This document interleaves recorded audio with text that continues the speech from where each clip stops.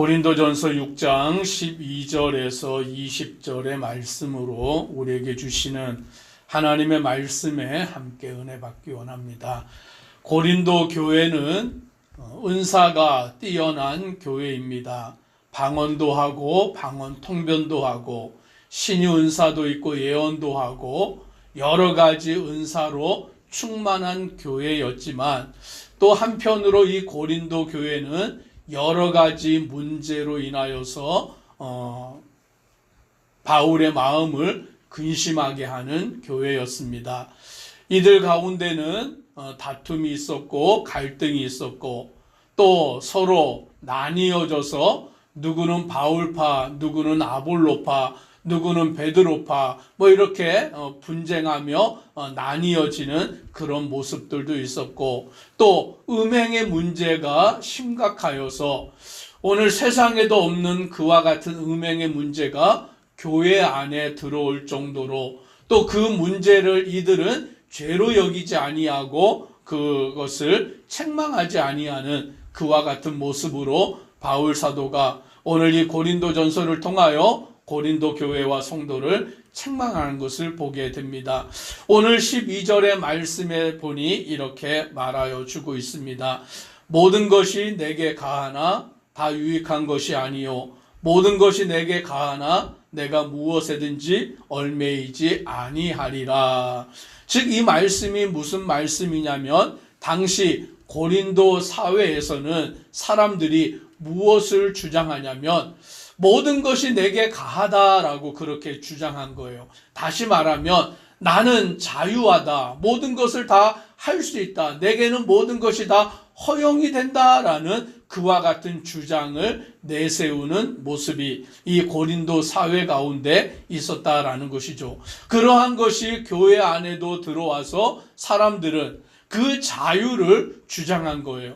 그런데 이 자유는 자칫 잘못하면 방종으로 빠져가기 쉬운 것입니다.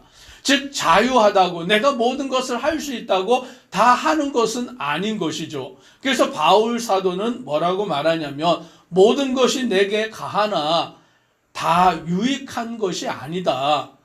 다 할 수 있다고 해서 그것을 다 하는 것이 아니고 다 내게 그것이 다 가하다고 해서 그것이 또 내게 다 유익한 것은 아니다라는 것이죠.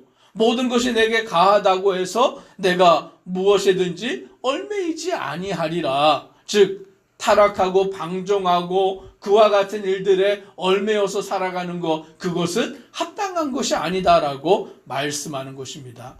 많은 사람들이 자기의 자유를 주장하지만 그 자유가 방종으로 가서 무질서하고 무절제하고 타락의 그와 같은 길로 빠져가는 일들이 많은 것을 보게 되는 것입니다. 두 번째로는 13절에 이렇게 말합니다. 같이 함께 읽습니다.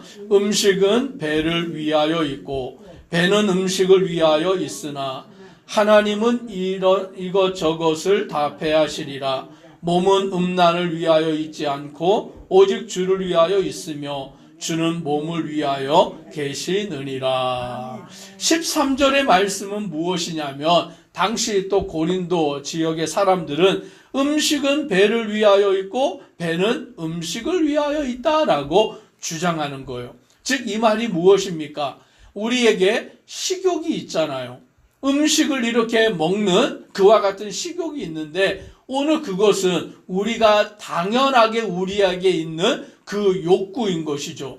음식을 먹어야만 우리가 살 수 있고 음식을 먹어야만 우리가 건강하기 때문에 이 음식, 즉 음식은 배를 위하여 있고 배는 음식을 위하여 있다라는 것은 당연한 것이다.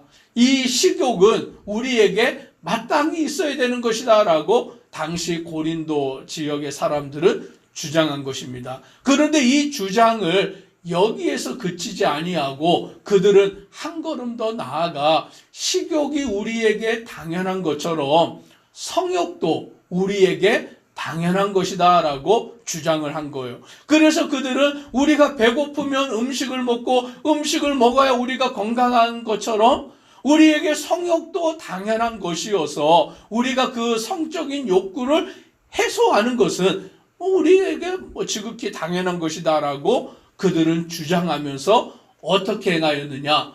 무질서하게, 무분별하게 성적인 욕구를 그들은 해소하며 살아갔다라는 거예요. 당시 이방의 신전에서는 그 성적인 행위가 이루어지는 것이, 그것이 신에게 제사를 드리는 일종의 모습이었고, 사람들은 부부의 관계 속에서만이 아니라 무분별하게 남녀 간에 이와 같은 음행의 일들이 벌어지고 있었던 것입니다. 그런데 이것이 어디에까지 침투했냐라고 하면 교회 안에도, 성도들 안에도 이와 같은 세상적인 사고에 빠져서 살아가고 있었던 거예요. 그래서 바울은 그들에게 뭐라고 말씀하고 있냐면, 몸은 음란을 위하여 있지 않고 오직 주를 위하여 있으며 주는 몸을 위하여 계시느니라 라고 말하고 있는 것입니다.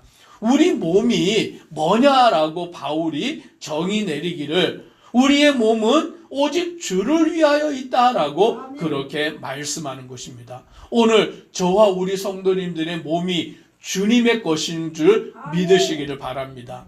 사람들은 착각에 빠져 있어요. 내 몸은 내 것이니까 내가 원하는 대로 해도 된다라고 생각하지만 아니에요. 오늘 성경의 말씀에 보니까 우리의 몸은 주님의 것이다라고 분명히 말씀합니다.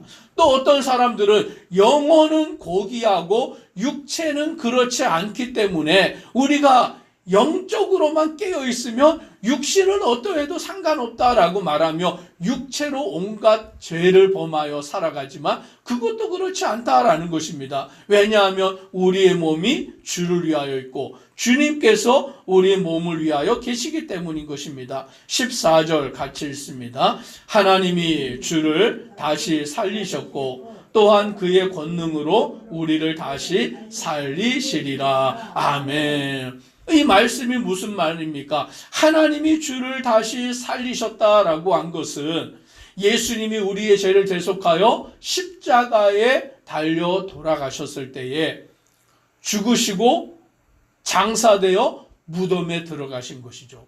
그런데 하나님이 오늘 예수님을 죽은 지 사흘 만에 다시 살리시는 부활의 첫 열매가 되게 하셨습니다. 그때 예수님이 다시 살아나셨다라는 것은 무엇이 다시 살아난 것이냐면 육체가, 몸이, 죽었던 몸이 다시 살아난 거예요.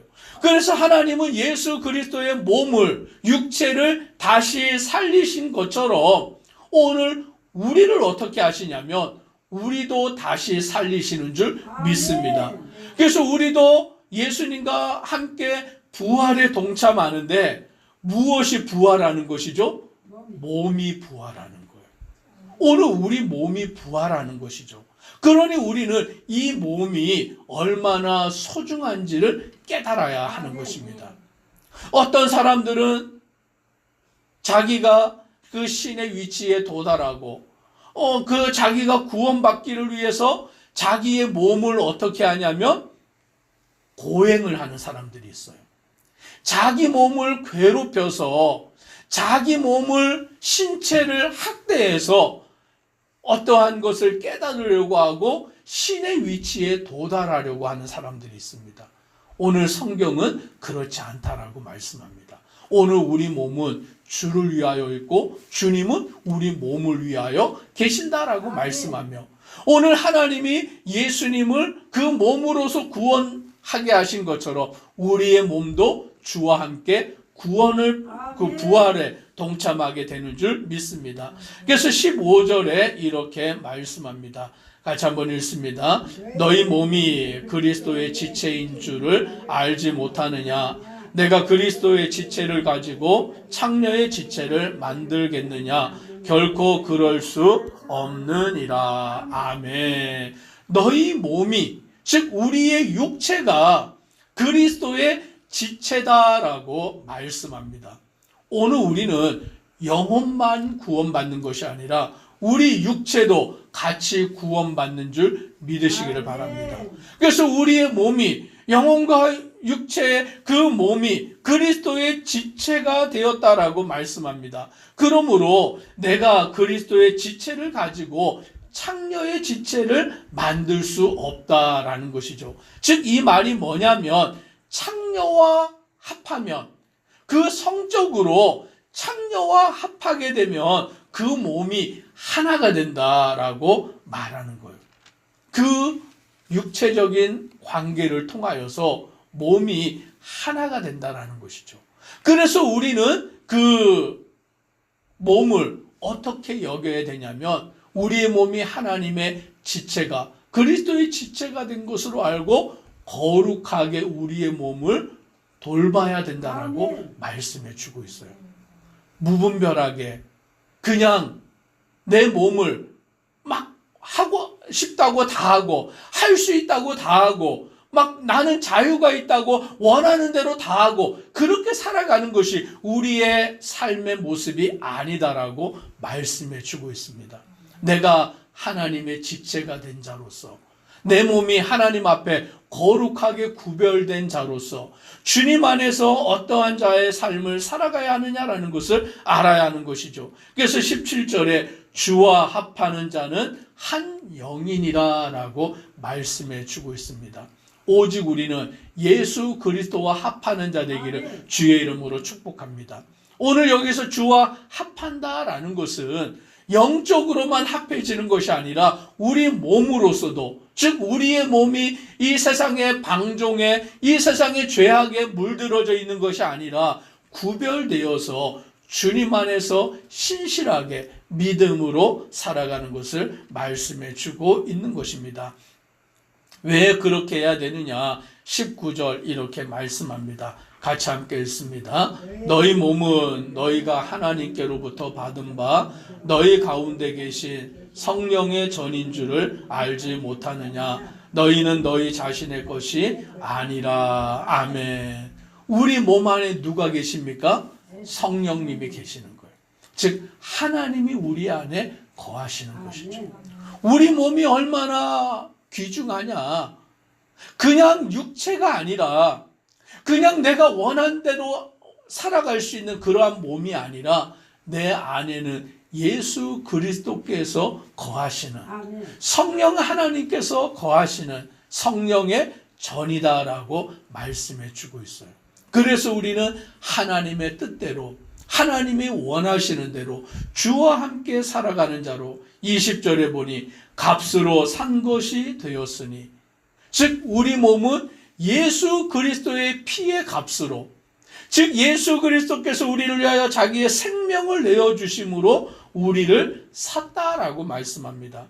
그러므로 내 것이 아니라 하나님의 것으로서 너희 몸으로 하나님께 영광을 돌리라 라고 말씀합니다. 오늘 우리는 주를 섬길 때에 내 몸으로, 내 육체로 하나님을 사랑하고 하나님을 섬기며 나아가는 믿음의 성도 되기를 주의 이름으로 축복합니다. 기도드리겠습니다. 사랑의 하나님, 고린도 교회 성도들은 그 당시의 세상의 가르침을 따라서 무분별하게 방종에 빠져서 자기의 몸으로 음행의 죄를 짓는 그와 같은 어리석음 가운데 살아갔습니다. 오늘 그러나 바울 사도는 하나님의 말씀을 통하여서 우리의 몸은 그와 같이 방종의 삶을 살아가는 몸이 아니라 그리스도의 지체가 되었으니 우리의 몸은 하나님의 것이니 하나님의 뜻대로 하나님의 영광을 위해서 살아가라라고 말씀해 주고 있습니다. 오늘 내 몸이 그리스도의 지체가 된 것을 알고 주님께서 우리의 몸을 위하여서 피의 값을 주고 사신 것을 알고 오직 주의 나라와 영광을 위해서 살아가는 믿음의 성도 되도록 은혜 도하옵소서. 예수님 이름으로 기도드리옵나이다. 아멘.